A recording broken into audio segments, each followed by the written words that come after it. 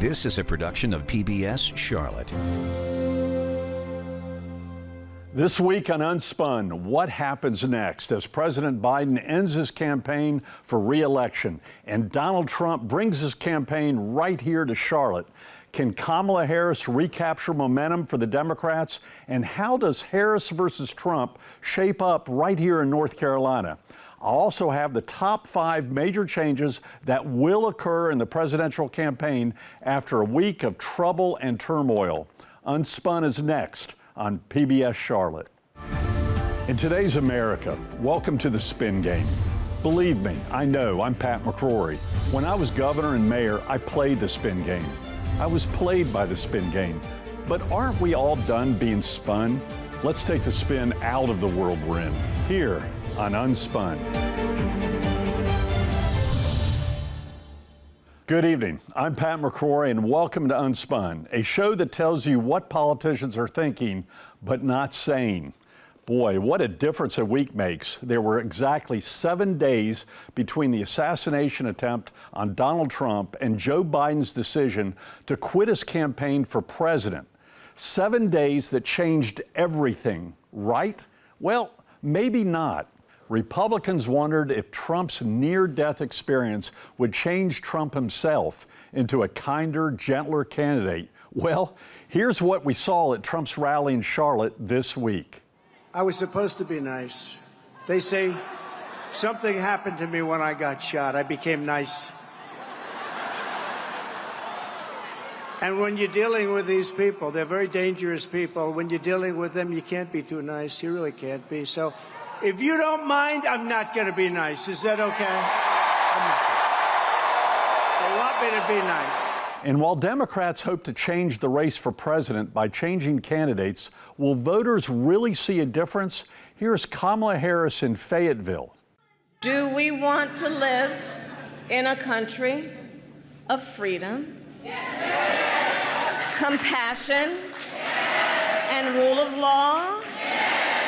Or a country of chaos, fear, and hate? So how will all these campaign changes affect us right here in North Carolina? Joining us now is Brad Crone. He's a veteran Democratic political strategist based in Raleigh with 35 years of experience managing campaigns all over the Southeast. Brad's also the president of Campaign Connections, a North Carolina political consulting firm. Brad, it's great to have you on here on Unspun. Great. Thank you for having me. So much has changed in the last 2 weeks politically. What's the biggest change that's going to impact North Carolina politics? We've had the assassination attempt, we've had Biden resigning, and we've had Harris as the VP pick. How does that impact the Democrats' chances in North Carolina? Pat, I've been to Ringling Brothers Circus. I have been to the State Fair. I've been to a hog killing in Johnston County. And I have never seen anything like the politics we've witnessed over the last 2 weeks. I mean, it's just been an absolute tornado of activity. And what it's done, I believe, Pat, has energized both bases deep. The Republican base with Trump's attempted assassination and Biden dropping out. For the Democrats, the one thing to really note is that the Democrats went from a death march with Biden on the ticket and saying that he was going to continue to be on the ticket, to his withdrawal, and the withdrawal stimulating energy, excitement, and enthusiasm. An example, $251 million in 48 hours for Kamala Harris to raise, absolutely unprecedented numbers. 1.1 million donors, many of them, over 60% of them, are new donors for the Democrats. So the base for the Democrats really energized. So behind the scenes, real quick, behind the scenes during the last 2 months, especially after the debate, behind the scenes were the Democrats hoping for a change without saying it because they needed to be respectful to the president. Were they hoping for a change? Clearly, Pat. Listen, you really saw the concern at the top of the ticket with Josh Stein's campaign, with Rachel Hunt's campaign, and with Jeff Jackson's campaign. Because the fact, when Emerson College released a poll last week and it had Trump up 9 points, there was pure panic breaking out behind the scenes with the Democrats, because they knew for certain that if Trump wins the state by 5 points or 6 points, the governor's mansion's in jeopardy. Mark Robinson would win. Hal Weatherman would win the lieutenant governorship. And more than likely, Dan Bishop would win the attorney general's position. So the Democrats were clearly supportive of Biden dropping out. Now, they had to be delicate. They had to be genteel. But there was a big gasp of relief when Biden announced on Sunday that he was getting out. And here's the back end of it. If the Democrats can remain competitive in the state where the race is a point and a half, as you know from 2016, Trump won the state by 3.25% and Cooper won by 10,000 votes. So the Democrats really do think that if you keep it super close, then they've got a shot at being competitive in the top 3 council of states. In fact, one thing if Biden had not dropped out, probably the only Democrat remaining was going to be Elaine Marshall on the Council of State. So clearly, big relief for the Democrats. So another big thing going on is Governor Cooper is being considered as a VP candidate. Behind the scenes, do you think it's a real option versus Shapiro and the Arizona senator and the Wisconsin governor and others? Is this a real thing that could happen right here in North Carolina? No, I think that he's on the short list. I would say he's probably on the top 4 with Shapiro from the governor from the Commonwealth of Pennsylvania, Mark Kelly from Arizona, Roy Cooper, and possibly J.B. Pritzker. Also here, the Secretary of Transportation, Pete Buttigieg, is on the list as well. The FBI is doing background checks on the governor at this point in time.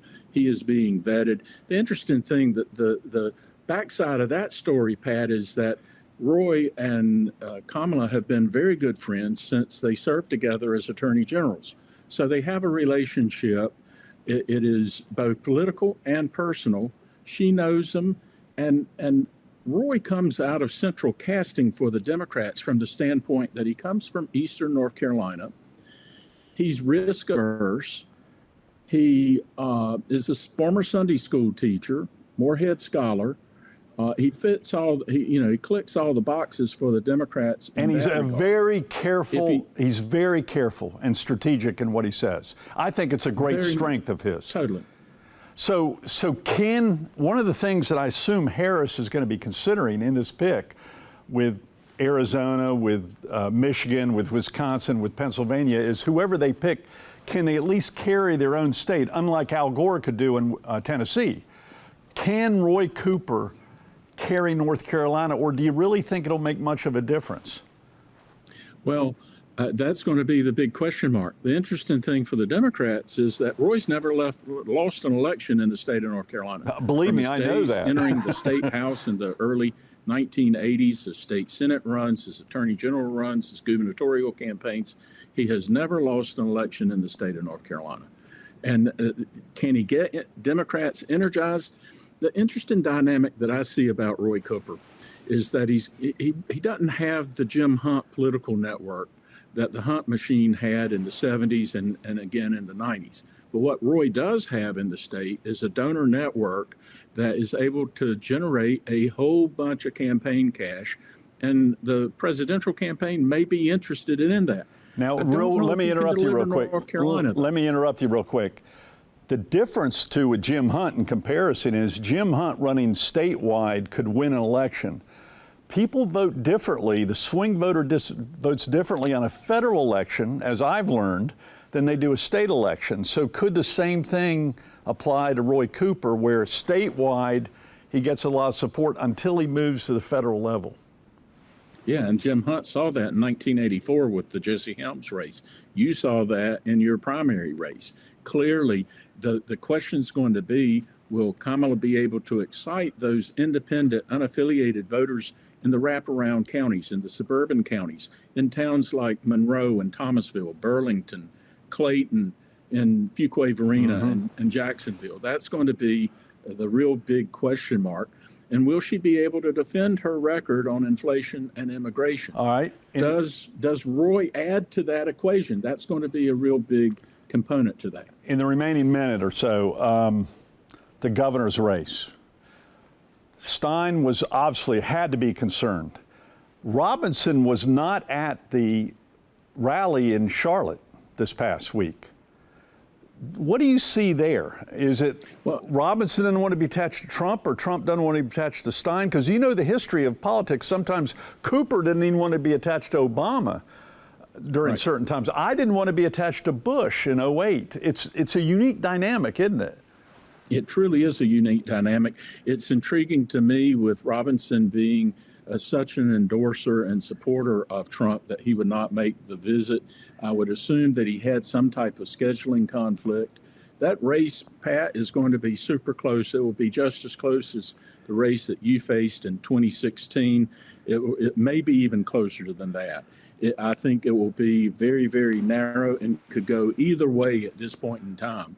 I think that it's intriguing in the sense that Robinson's making his case largely about the economy, and Stein and the Democrats want to make it a campaign about social issues, in particular women's reproductive rights. So it will be interesting to watch as we move forward. The real dynamic will be what the unaffiliated voters do in the I-85 corridor from Charlotte to Raleigh. Brad, you gave us a real good insight, and I really appreciate you being on the show. And we're going to follow up to see if some of your predictions and analysis came true. Look forward to it. It's time now for PBS Charlotte's Jeff Sonnier to take Unspun on the street to hear what you're thinking about what's next in the race for president. Yeah, we're here in Charlotte at Donald Trump's first campaign event since Joe Biden dropped out of the campaign. And not surprisingly, well, Trump's not the only one here at the Coliseum who's talking about it. As you know, 3 days ago, we officially defeated the worst president in the history of our country, crooked Joe Biden. Did you expect that it would be Trump versus Harris instead of Trump versus Biden? Absolutely not. But we kind of saw the writing on the wall. We know that the man is not well mentally, and that is their only go-to right now. I think it'll make Donald Trump stronger, and I think that he'll gain more supporters from the chaos in the Democratic. It was interesting to watch the machine of the Democrat Party choose their candidate the way they did. It'll be interesting, and I think this year is just a special political science story for generations to come. Together, we will win North Carolina in an epic landslide. We're way ahead in the polls. Well, I think it'll be a fairly tight election. I don't know if it'll be a landslide. It would have to take a lot of people to change over to Trump, which, probably won't happen. Do you think Mr. Trump will run a different campaign now that he's running against a different opponent? Oh, yeah. I think he has to change it up a bit, right? You have to change the optics. So, yeah, he will change the optics. How he'll change them, I do not know. Well, I believe you cannot take a bullet for democracy and not have your intensity and fierceness of the message change, right? Yeah, we're also seeing tighter security here at the Coliseum compared to earlier Trump rallies here in the Charlotte area. Of course, this particular event, only the second Trump rally since the attempt on his life up in Pennsylvania. Pat? Thanks, Jeff. So what do you think about the changes in the presidential race? Email us your thoughts to unspun@wtvi.org.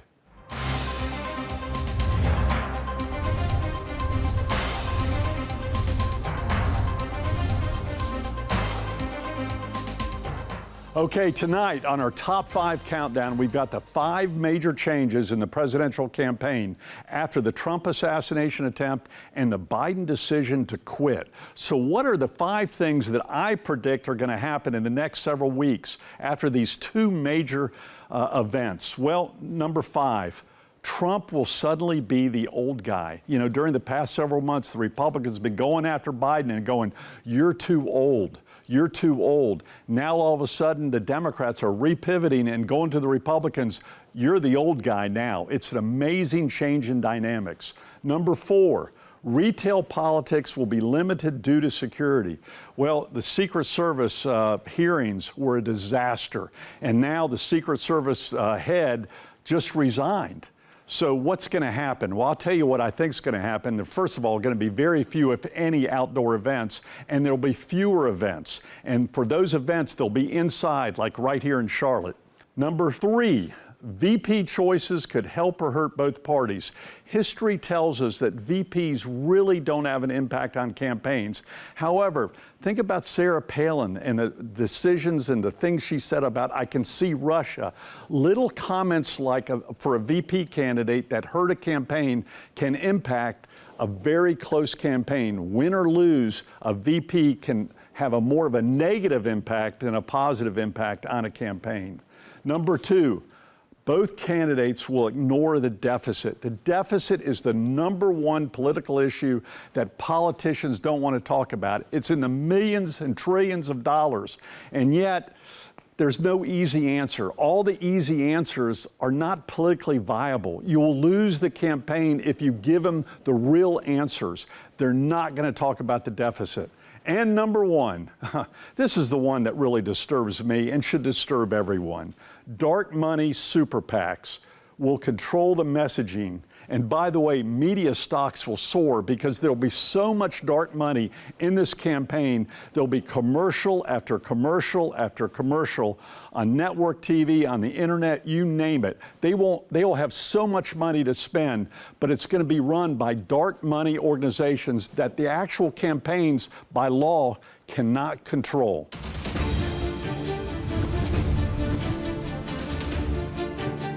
PBS Charlotte's Jeff Sonnier joins me now for Unspun One-on-One. Well, Jeff, not much going on. Yeah, just a quiet week, right? These questions come from the week's headlines and also from our topic this week as well. I ask them and you answer them. That's why we call it One-on-One. I want to follow up on something you spoke with Brad Crone about just a few moments ago in your interview with him. But first, let's take a look at an interview I did at the Trump rally this week with the chairman of the National Republican Committee. Let's take a look. How important is that photo op with the president and the candidate for governor side by side on stage? Well, I think it's important for any candidate, really, that wants to succeed in North Carolina to let the voters know that they support President Trump, that they stand with President Trump. And so, you know, President Trump really is going to drive the ticket here, and he's going to drive turnout here. So I think it's an important shot for him. So you've got the national chairman saying that Robinson's going to be there on stage with the president, and that's so important for his campaign. And then he doesn't show up. How do you explain that? I can't. It's a shocker. And what's also interesting, here you have the governor of the 9th largest state, or the lieutenant governor running, and if anything, he maybe should have introduced Donald Trump instead of Richard Childress. He was nowhere to be seen. Not even in the pre-speeches that occur 30 or 40 minutes way before the president arrives. All the other Republican candidates had their moment to speak and had their introduction from the president. So I don't know. It could be one of 2 factors. One is Trump doesn't want to be associated with Robinson, or Robinson doesn't want to be associated with Trump. I doubt the latter. So this happens in politics too. When I was running 08 against Beverly Perdue, right after I won the primary, President Bush calls me up in my car. And he goes, I want to come down and do a fundraiser for you in Raleigh. Well, President Bush at the time was at 35% approval rating. We didn't want him. I loved the guy, but it would hurt us. And of course, I said, absolutely, Mr. President. You know, these are the dynamics. It can work for or against either the federal candidate or the state candidate. Roy Cooper in the past always avoided the presidential ticket, even President Obama, because he was going after the swing voter. In an election like mine, between 10,000 votes is the victory over 4.6 million. It can make a difference. So what you don't hear from the candidates is the maneuvering of who should I attach to and who shouldn't I attach to on both sides of the aisle. It's really an incredible dynamic. And I don't know if that's what occurred here in Charlotte or not. Yeah, there's something going on behind the scenes. We just don't know what it is right now. Yeah. Hey, you mentioned Beverly Perdue. When you ran for governor against her the second time, she dropped out of the race. Well, that was the first time. Oh, that's right, the first time. First time, right, in 08. Well, you ran against Perdue the first time. The second time around, she was the sitting governor that was supposed to be running for re-election. She pulled her name off the ballot, said she didn't want to run, primarily because of low polls, and you wound up running against Walter Dalton and winning. Yeah. Does that compare to what's going on now in the Trump versus Harris race? The candidate you think you're going to run against versus the candidate that you wind up running against. How did it change your race? It didn't change my race at all. In fact, it made it easier because it made my race easier because the power of the governorship did not have an impact. And Dalton didn't have that big swing when the power was transferred between Perdue and Dalton. And frankly, Beverly Perdue was a tough opponent for me. She was a daggum good. She was the best debater I had to deal with in all my elections. So I was relieved that she was out of the race, but she could read the polls too. And it really had nothing to do with her. It had to do with the economy at the time. And we were in a tough recession, and whoever was in office at the time was blamed for that recession. So it was an interesting dynamic. At this time, I see Harris having the whole machinery behind him, but it's for different reasons. It's because of Biden's health and his energy, and she's bringing, obviously, new energy.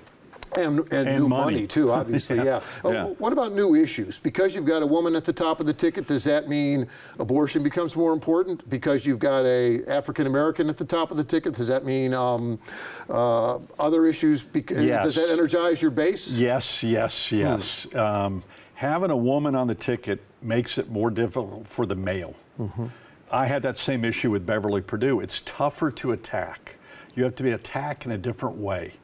And it's just the way it is. You have to be very sensitive. But the fact of the matter is, social issues, she'll be able to talk more about social issues like abortion as a woman easier than a man can. It'll be interesting how Trump deals with that dynamic. And right now, he's going after her like he did after Hillary. And it'll be interesting if she can withstand those attacks. And by the way, she's going after Trump too. It's going to be a no nice person debate. Notice I didn't say nice guy. Yeah. It's a nice person no debate. More Mr. Nice Guy, no more neither Mr. one of them. Nice And behind person. the scenes, the other people behind the scenes, the 28 and 35-year-olds who are out in the ground, they're going to be doing everything they can to raise the negatives of the opponent. When the last debate happened, we all assumed that would be an issue all the way through to November. Now it's not an issue anymore. What about the next debate? How important is that going to be, Trump versus Harris? It'll be huge. And Trump wants more debates because I think after watching Harris in the presidential debates in the primary against Biden and other Democrats, she did not do well. Although she had her pre-planned lines. Remember, I'm that girl in that picture? So she was pre-planned, but it kind of backfired. But a lot of people say she is now better. I think the big issue for both Trump and Harris will be, when will they get off the teleprompter and do one-on-one interviews like this without their scripts, without their sound bites, and be able to talk in details about foreign policy, about the deficit, about crime, about immigration, beyond the sound bites that both are giving on their speeches right now. Right now, it's a sound bite campaign, hoping to get their soundbite on nightly news. And I want to follow up with what you said in your top five about retail politics and fewer events because of security after Pennsylvania. How does that change an election when you don't have the one-on-one with the actual people, when it's all sound bites and online and that sort of thing? I think it hurts Trump more because Trump thrives with that. In his base, I mean, he's come to Charlotte many times during the past many years. And yet he drew an enormous crowd, as you saw. Yeah, huge. I mean, it was just huge crowd and people wanting to get in. Harris probably won't draw as big as crowds, but Obama did, by the way. So it'll be interesting if she starts drawing crowds the way Obama did. Or will they be more small hallways where they try to make it look like there's a big crowd versus really being a big crowd? There's a lot of political dynamics and how you set up a room. Believe me, I've done that too. You want the cameras to make it look like there's a full room. And it's very well staged. Yeah, do you think there's politics in staging? Not at all. I've walked into some of those campaign events where a small crowd in a big room. It's much better to have a big crowd in a small room. And the big thing is putting people behind you too, which is a kind of a new trend now. But you got to be careful what those people are doing behind you. Hey, we're out of time. Thanks again. That's This Week One-on-One.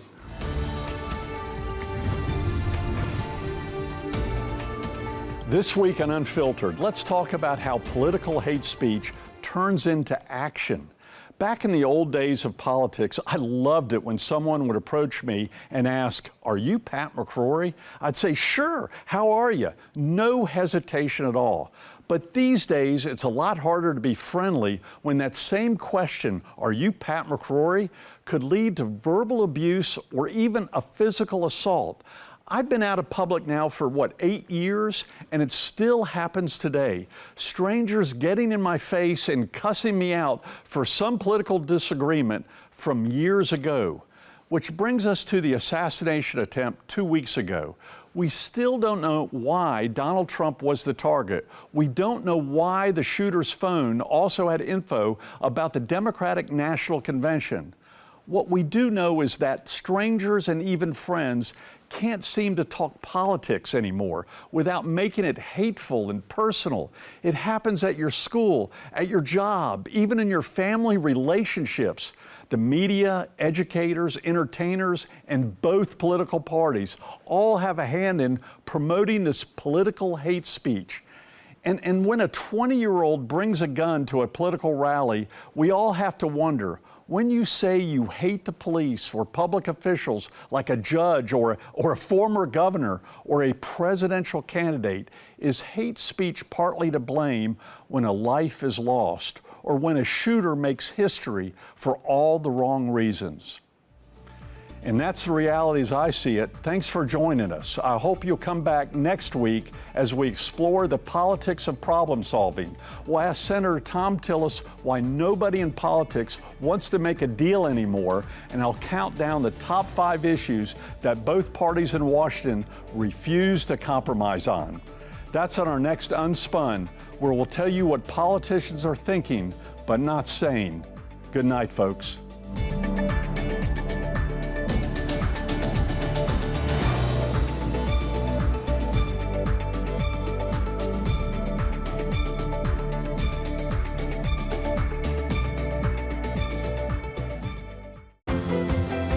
Production of PBS Charlotte.